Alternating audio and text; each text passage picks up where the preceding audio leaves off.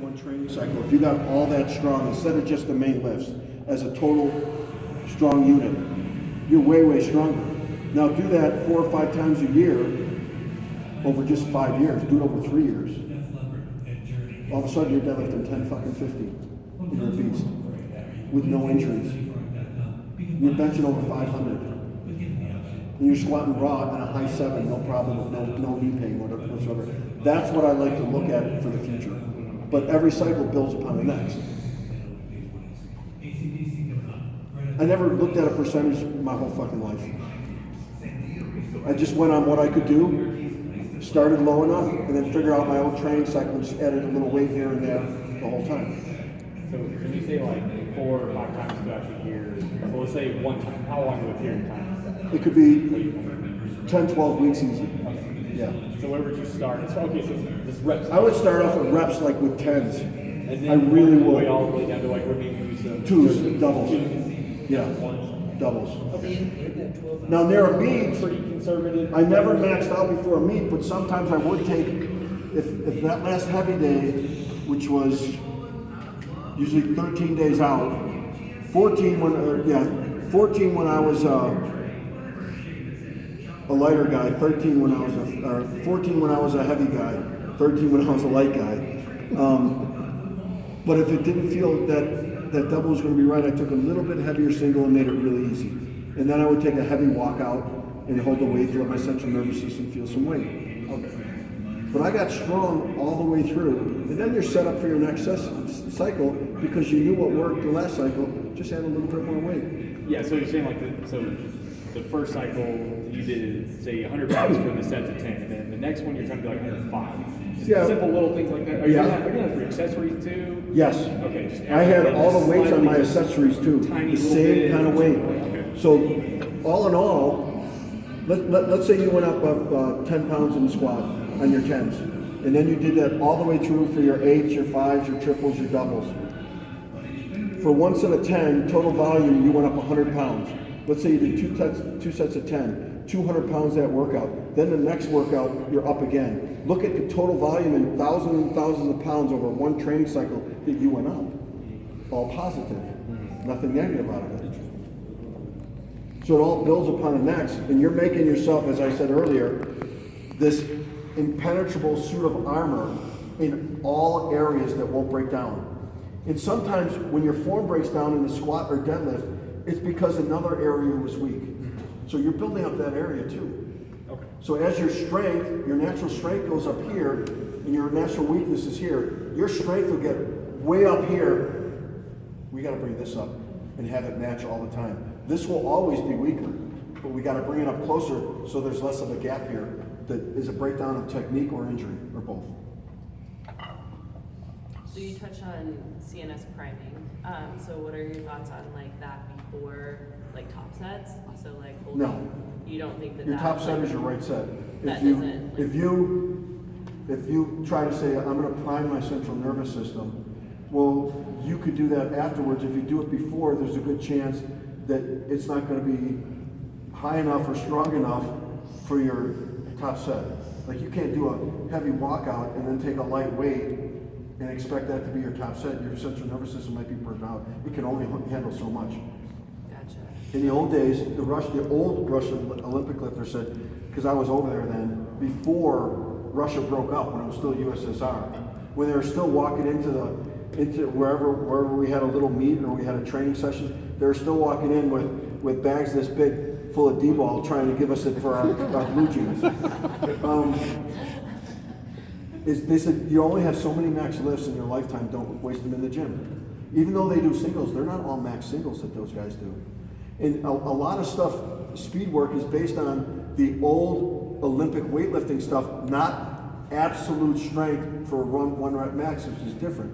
We had Antonio Krastev, who at the time had a 478 or something snatch before they changed all the weight classes.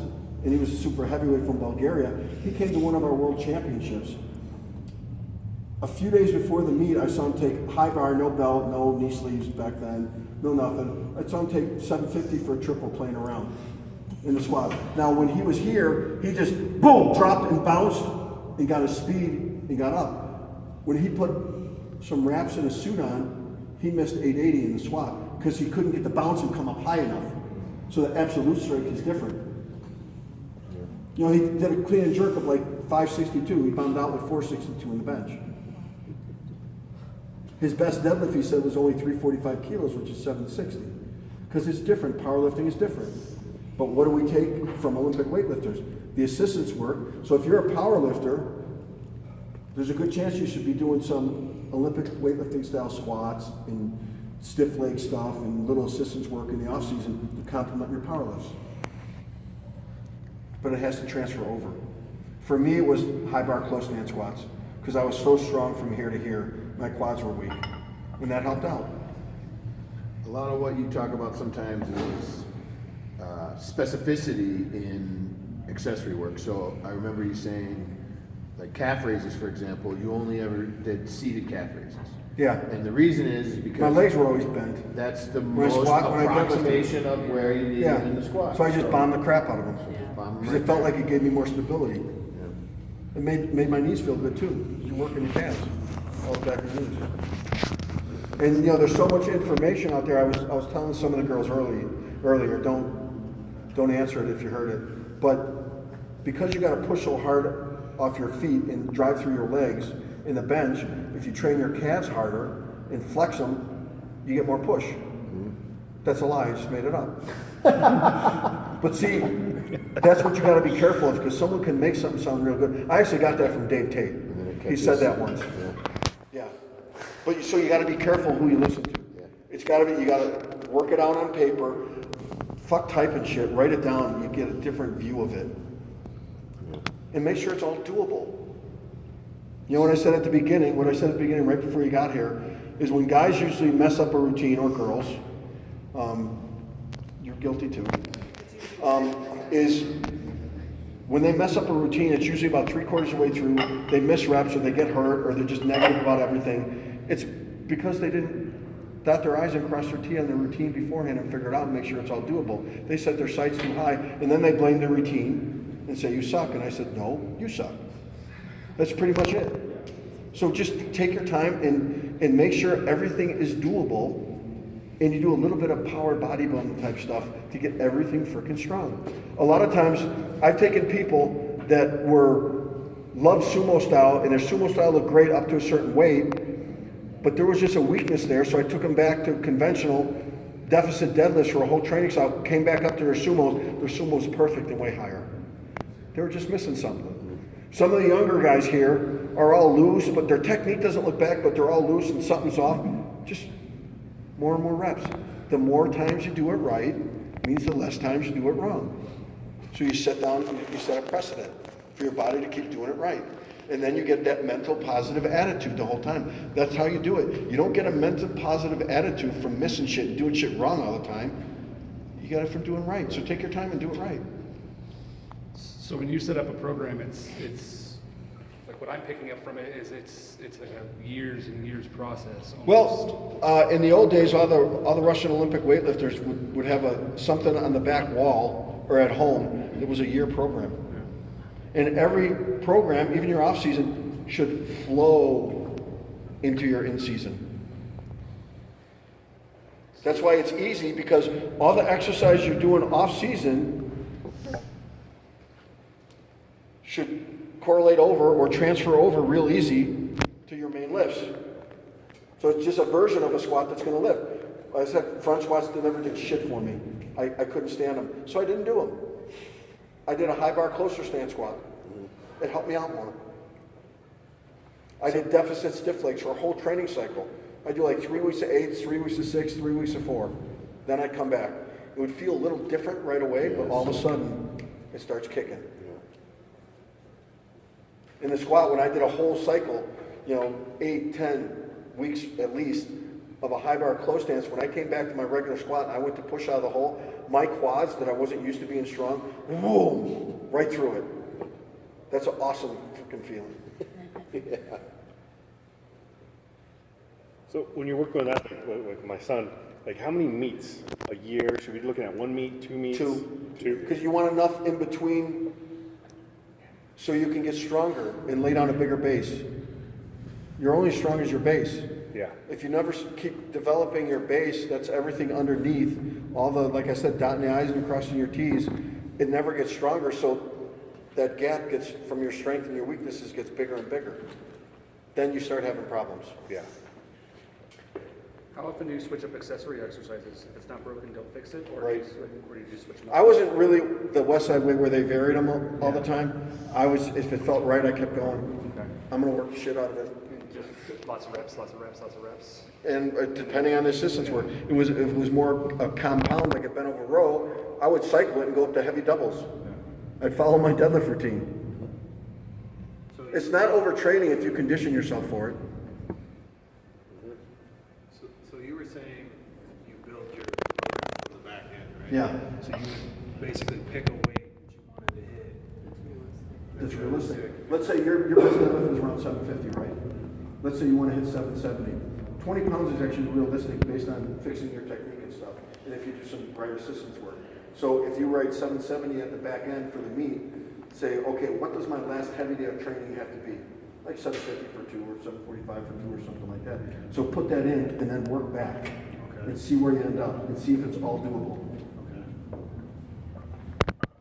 But if then after you get that down, all the sets, reps, and weights, now fill in your assistance work. Every set, rep, and weight all the way through like a training cycle. All the little stuff, pull-ups, side laterals, all the little shit. You can leave at high reps and just, work them hard.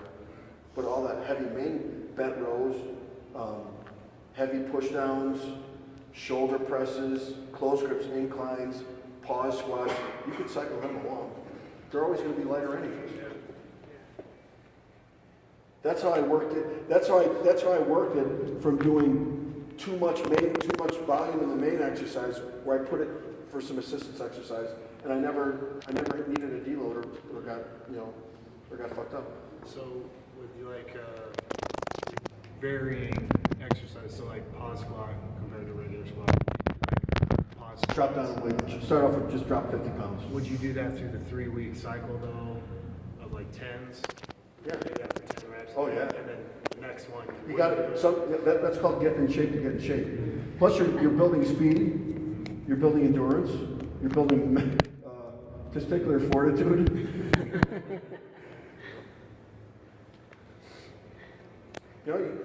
That's what GPP is: getting in shape to get in shape.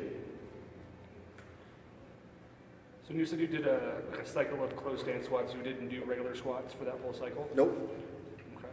I was already strong in that. Yeah. I didn't do sumo deadlifts till 6 training weeks before me. So I could already do that. So it's about working on stuff. But see, that's me. Now, I went with, because I got Oompa Loompa legs, I didn't go as wide as him. So my sumo was a combination of it was like a hybrid. It was push in, a lot of pull. So it fit me better.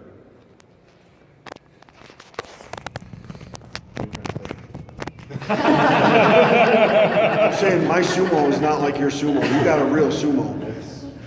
Pretty wide. Yeah. Mine was a very bastardized sumo. Now they call it a hybrid, but it was just that's how you did it. It's just me. It's the only way I could. Guys ready to eat? Yeah. Yeah. You still talk while we eat? Let's eat. Yeah.